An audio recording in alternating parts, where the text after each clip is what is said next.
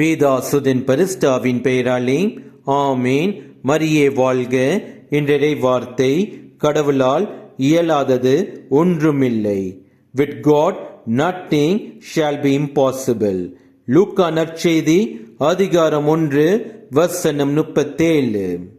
உலகமே எடுத்து நின்றாலும் வாழ்வில் தோல்வி மேல் தோல்வி, இழப்பு, ஏமாற்றம் எது வந்தாலும் உங்கள் விசுவாசத்தை உறுதியாக நம் கடவுள் இயேசு கிறிஸ்துவின் மீது வையுங்கள்.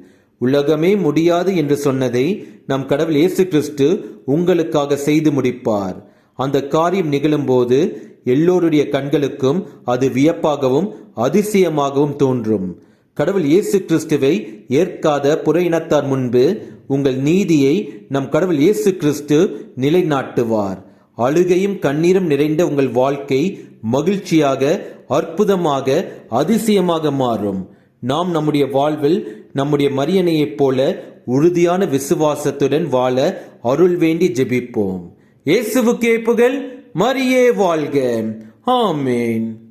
விண்ணொளிர் தாரகை தாயினி, தன்னொளிர் வீசிடும் மாரணி.